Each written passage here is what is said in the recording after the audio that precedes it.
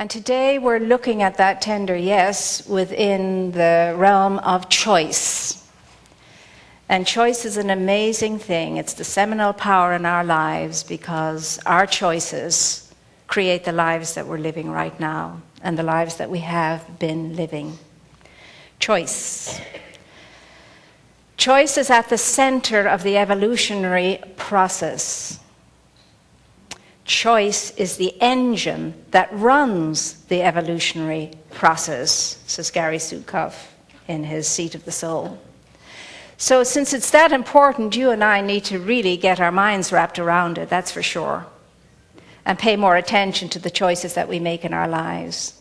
Because every thought and every action that's moved upon by means of a thought creates an intention.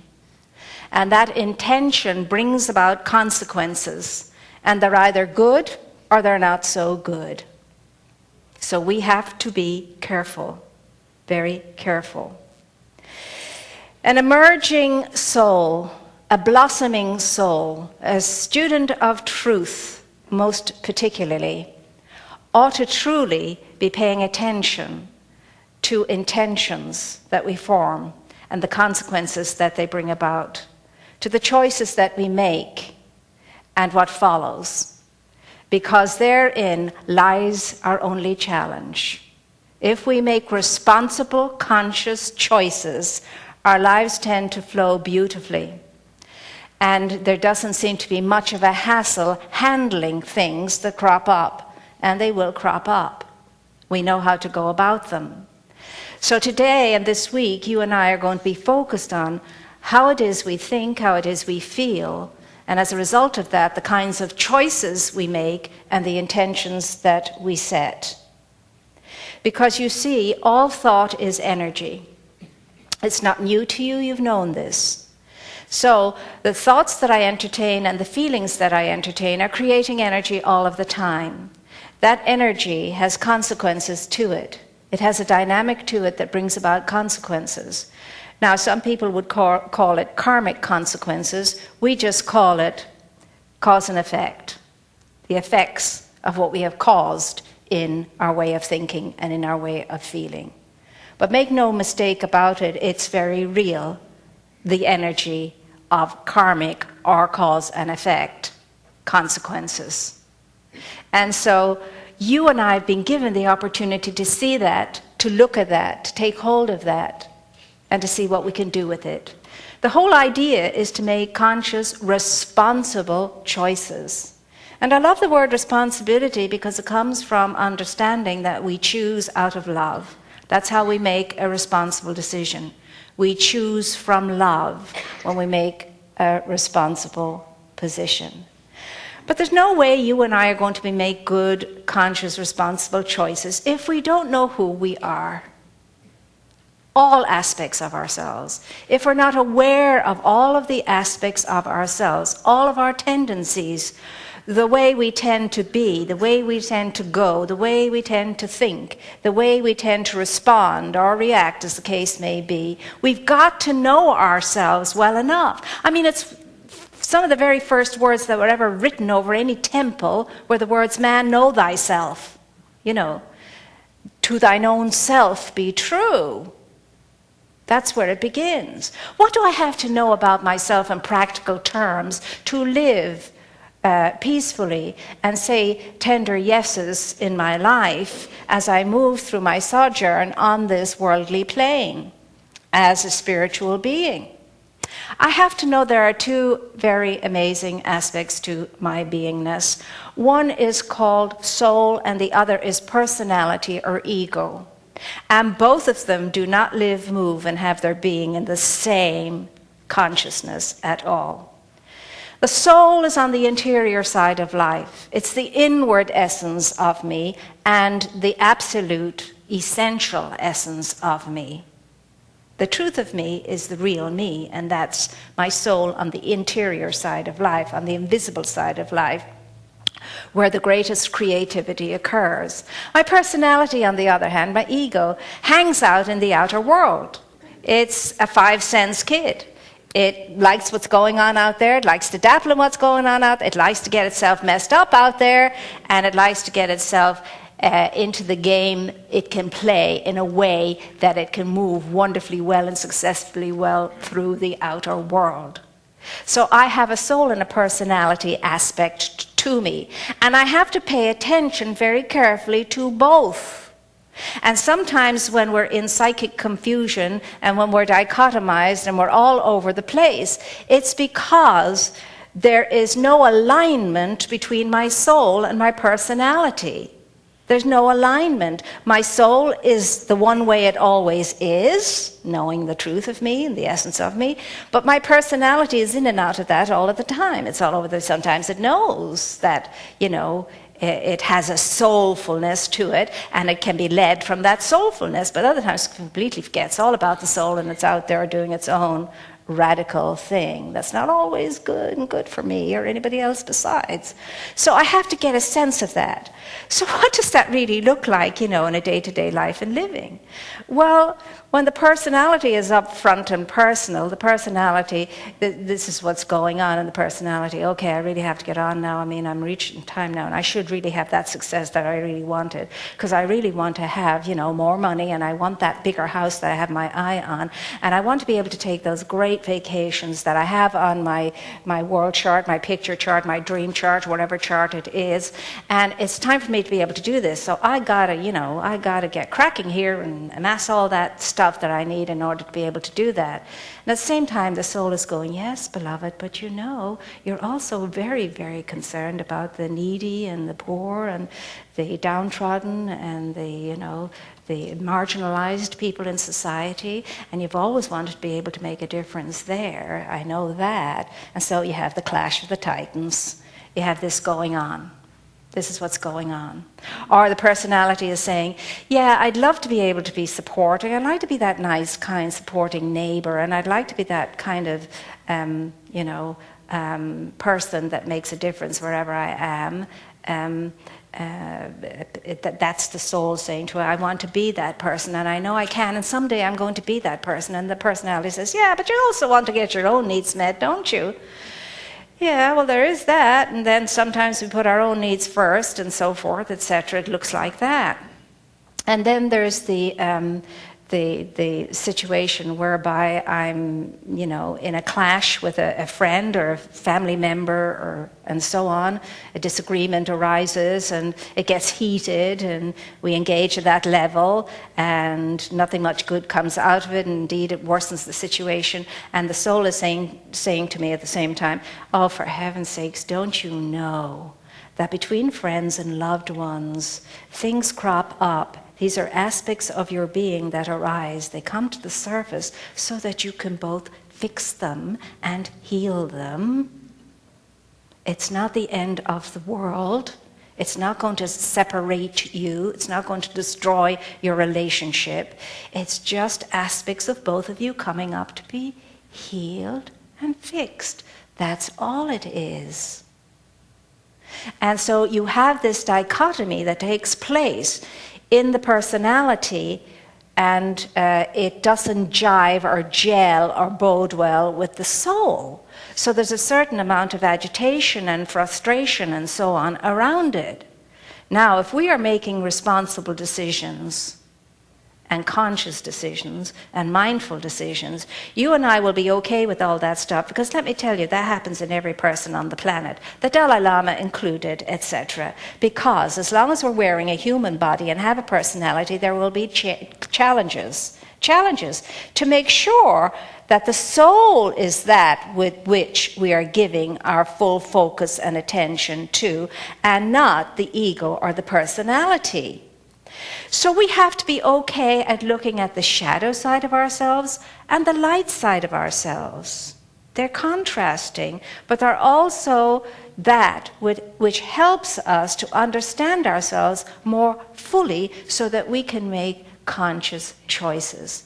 So a conscious, responsible choice would be a choice that's going to question, that's going to say, if I make this choice, what will it produce? What will be the outcome? What will be the consequences? Do I really want to make this choice? Is this a healthy choice for me and for everybody else concerned? Am I willing to live with the consequences of this choice that I am about to make? And thankfully, for those of us who really are endeavoring to deepen ourselves spiritually and to grow ourselves much more skillfully on the spiritual level, we will be given the guidance to make the correct choices. Because if we don't, and we go ahead, we make the poor choice, the choice that causes upsetness or harm or hurt to myself or to others, is creating that karmic energy that's going to come right back at me like a boomerang. Maybe not today, maybe not tomorrow, but sometime it'll come right back to me as a boomerang and will affect me. That's not what I want. That's not what you want either. So my goodness me, what do we have to do? We have to stay awake. We have to stay monitoring our minds. We have to stay tuned in to what we're thinking, what we're feeling, so that we keep amassing wonderful, good energy that's to my good and the good of all besides, because I'm making conscious, responsible choices. That's what I'm called to do as a truth student, as an emerging soul, as a bodhisattva. Jesus had to face those trials and tribulations and had choices to make. The Buddha, Siddhartha, Gautama had to make the same choices. They weren't free, which brings me to temptation.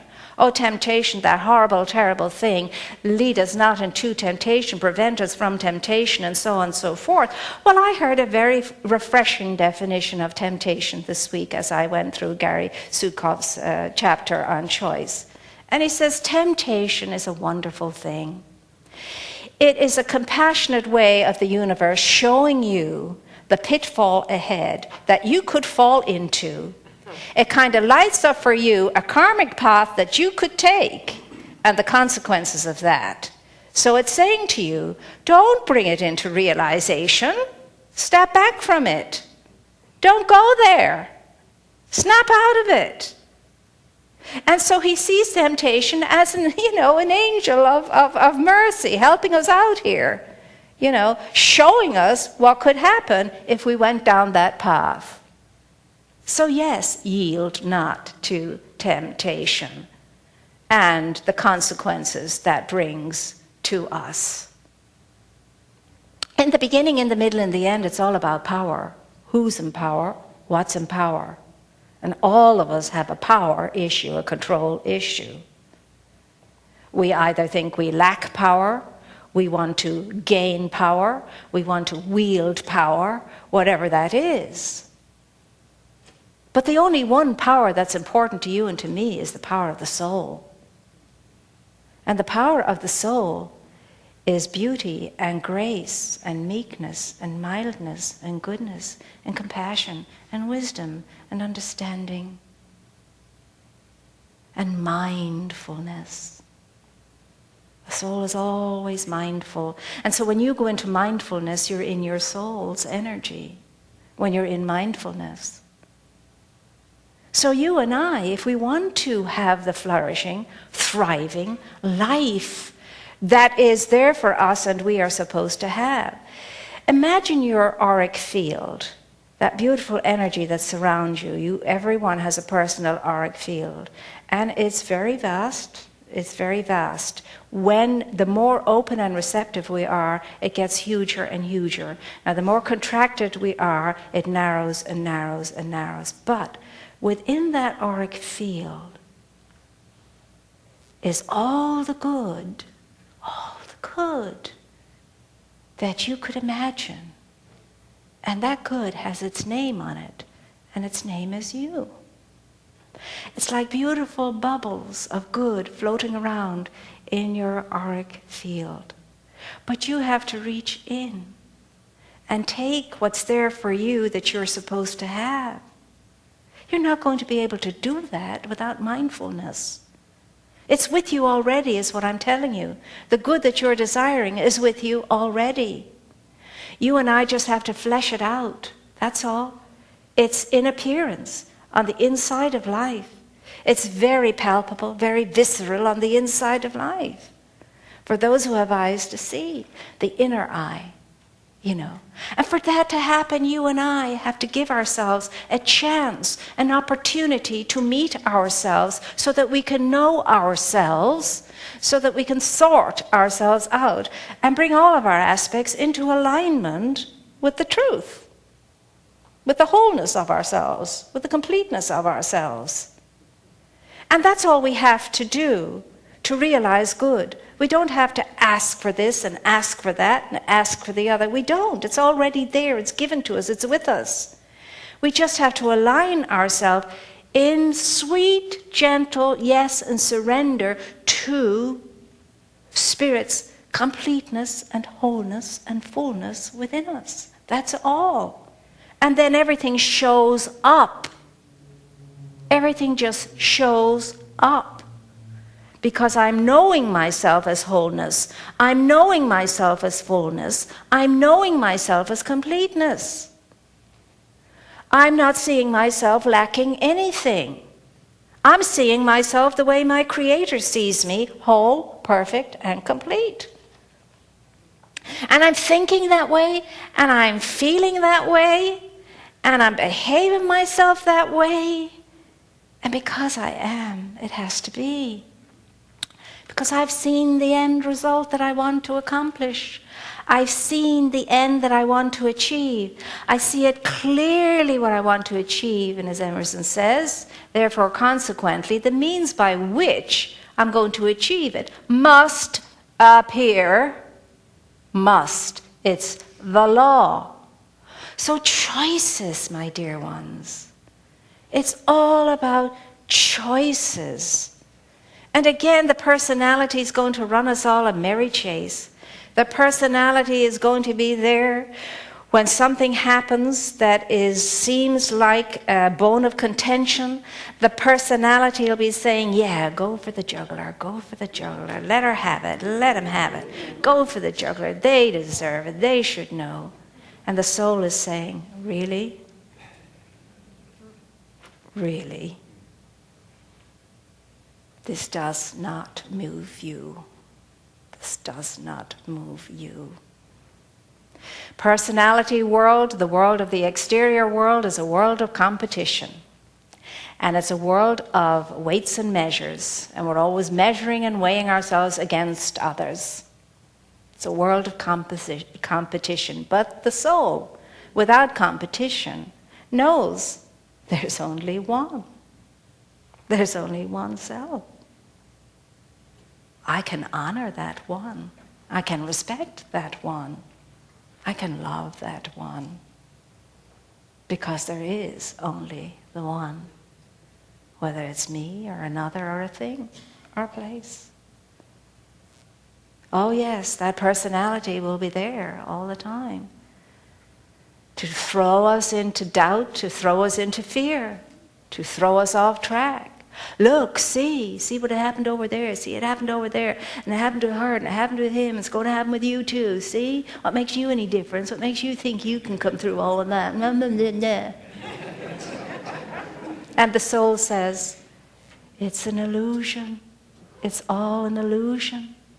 Do not give in to the illusion. Do not make real the illusion. Let go of the illusion. And know who you are, what you are, and own it, and it is well. So, you and I are choosing all the time with regard to what we're going to lean into, the personality or the soul, personality or the soul. We can stop this dichotomy, we can stop this sparring, this fighting. The soul never does it, but it appears to the personality or the ego that the soul is fighting us. The soul never fights us. The soul is always what it is, at one, in peace, perfect, light-filled, peace-filled, life-filled. We just ignore it, that's all. So this week, what we are going to do is pay attention to the choices that we are making and ask ourselves the questions. What will this create if I make this choice? What will be the consequences if I make this choice? Do I really want this thing in my life? And is what will come worth it? And at the end of the week, we're going to ask ourselves, in response to the question or the affirmation, I am responsible for all of my choices and the consequences they create. I am responsible for my choices and the consequences they create. Say it with me.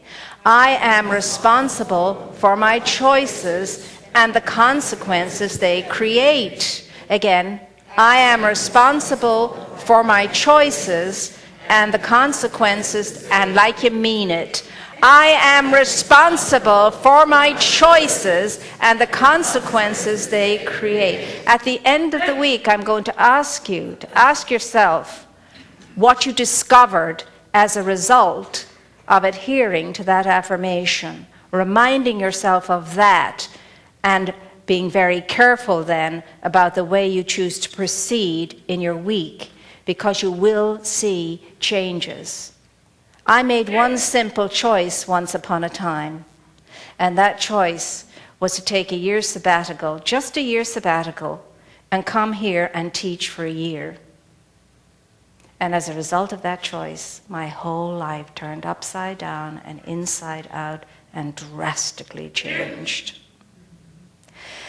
So you'll be able to key point major choices that you have made, not knowing that you were making a major choice at the time, and so on. But please take time out to deliberate over this, to know yourself and all of your aspects, to collect in yourself and all of your aspects, to love yourself and all of your aspects, and then make responsible, conscious choices that create for you a beautiful energy that enhances your life and enhances all life besides. And so it is.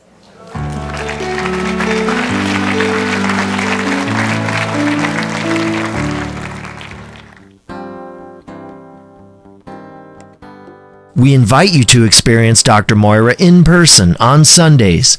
Our services are at 9 a.m. and 11 a.m., and childcare is available.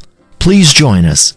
If you enjoy these messages and would like to make a donation to our center, please visit our website at redondocsl.org. Thank you for your support of this ministry.